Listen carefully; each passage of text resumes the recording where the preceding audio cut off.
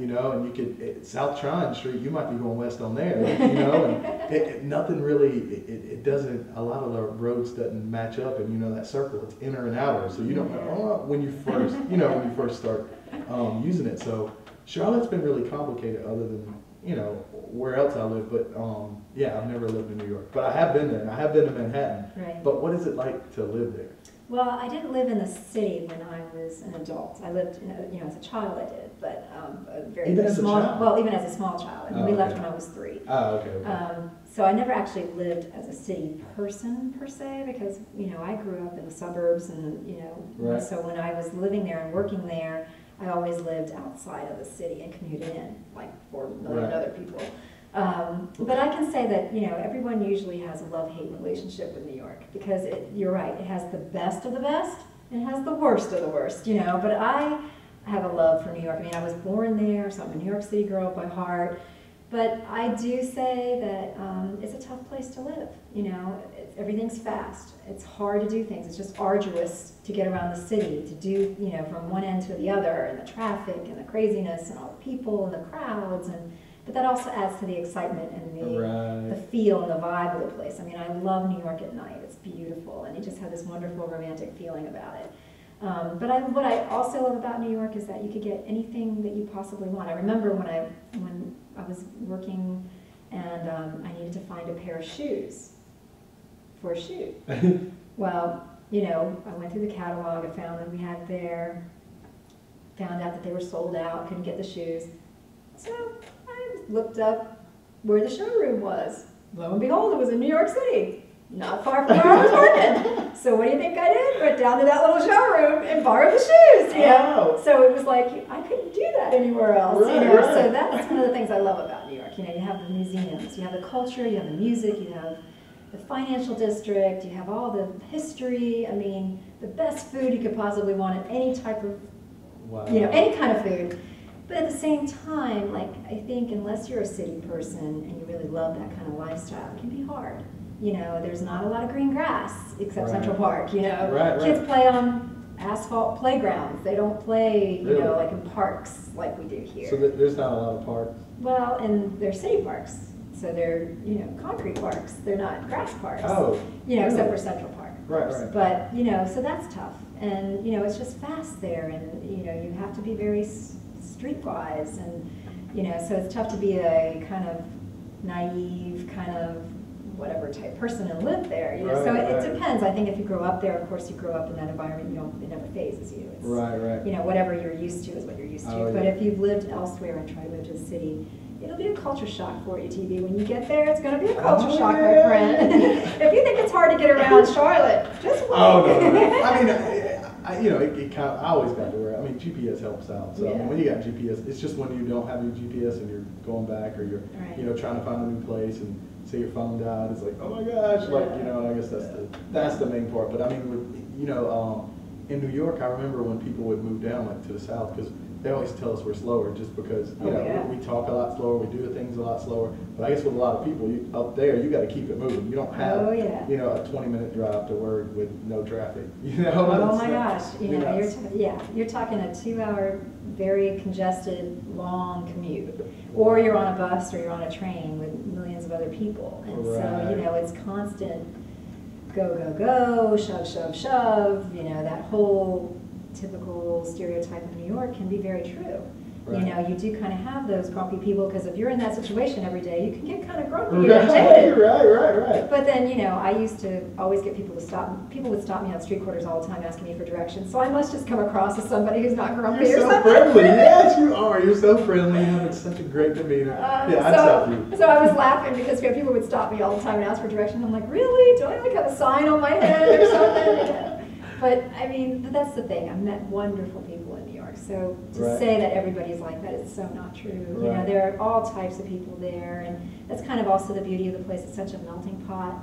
You know, we really do have the ability to meet the most diverse, interesting people, and also experience different cultures because of all the different restaurants and culture and museums and everything. You know, the art, The more people, the better. You would love it. That's the way it's always been. The more people, the better. Oh, you're such a woo. I mean, that's always like the more people, the better. Like the bigger the event, the more happier I get. Yeah, you need to live there. Yeah. Yeah, and that's why New York and Hollywood. Like we're planning on moving to Hollywood in March. Oh, wow. Me and my 2 roommates. He's been in the business for about 14 years, but that's our goal is to move because I want to see what happens. Like the more people, the better. I mean, from Seneca to Charlotte, like. That was a step. Well, I mean, I went to Greenville, so that was kind of in between. It was like, but just coming to Charlotte and it being, I love it. It's more people and everything. It's better. It's better. To me, now if you're a person who don't like that, then you might need to go back to Seneca, but, right. But, Hollywood and New York, those were the two I was more focused on New York last year, but this year it was Hollywood. Oh, how exciting. So that's our goal is to get there. I've had a few people try to talk me out of it recently. And I did see an article about the fault line, which kind of scared me. I actually saw this yesterday, talking about LA, but it was saying there's a fault line there, and they did a map of the floor, and they've seen all these ridges starting to pop up that weren't there before, and they're saying that whatever it is, it's like, like the log going into the ground. They say that's what is happening, and they don't know when it can happen, but when it does, it's going to create an earthquake, which is going to create a tsunami, which is going to cover like 120 miles in of California. And I'm like, you know what? I don't want to really be there. When that happens. I'm like, they're like, we don't know when this could happen. And I'm like, oh yeah, I'm going there in a year. Like that kind of, and I don't know if it's something like trying to scare me, and it's like, you got to push through, or that's a real warning, like. So yeah, like a sign. Yeah, so that's yeah. I'm like, no. Well, maybe that's the wrong coast. Maybe that's the wrong coast. Maybe I need to stay in Charlotte. But I at least want to live in Hollywood and New York, at least for like 6 months, at least to say that I live there. Because I mean, if either one of those cities just like stopped, it would devastate the whole world, just financially. Because everything's New York. Like seriously, like just say if you just cut it off and everybody in New York just stopped for one day, it would devastate the whole world, because there's a lot of the world dependent on New York. Right. And that's. But I have too heard that California will one day fall into the ocean. I've heard that too. Yes. So maybe they're right. I don't know. But it could happen today. It could happen tomorrow. It could happen 10 years from now. You're right. And so it's just little things like that. I always like to get people's opinion on those two cities, because everybody has a different opinion. Everybody.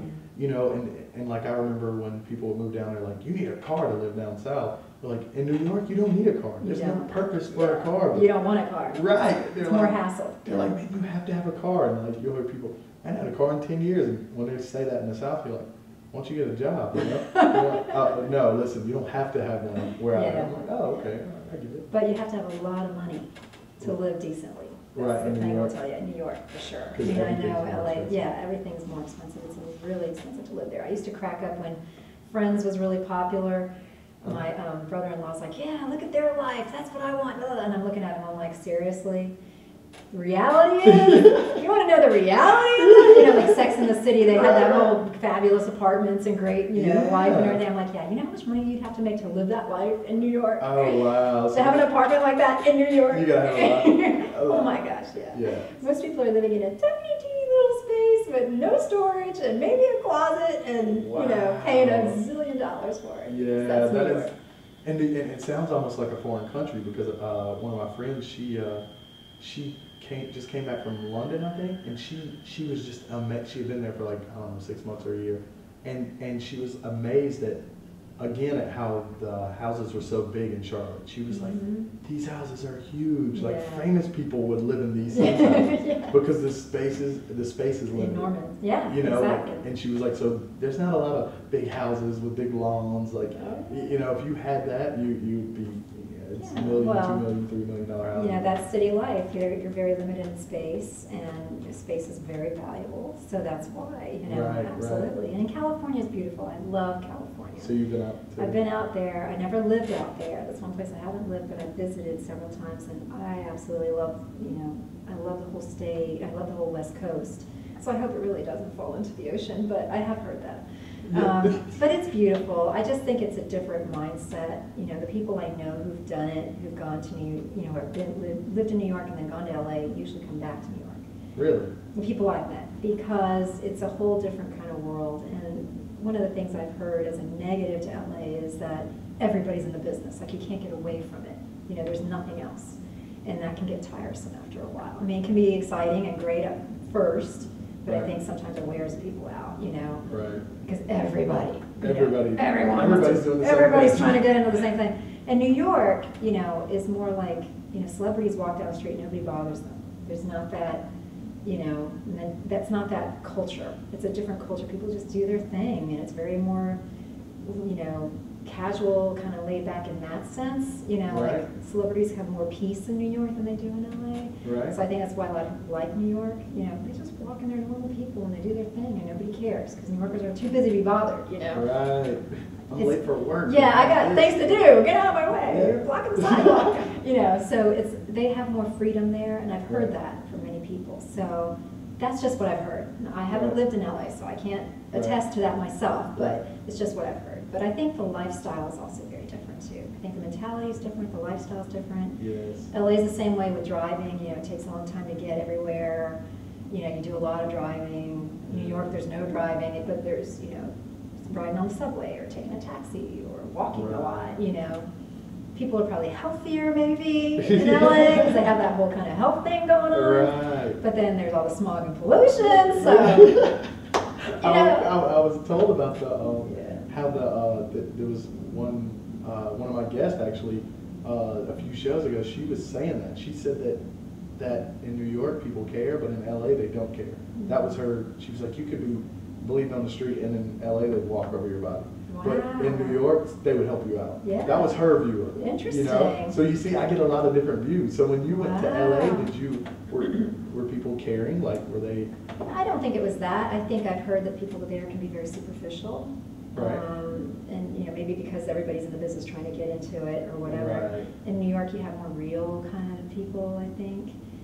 That's kind of also what I've heard. But, you know, it's interesting. I was in New York during 9/11.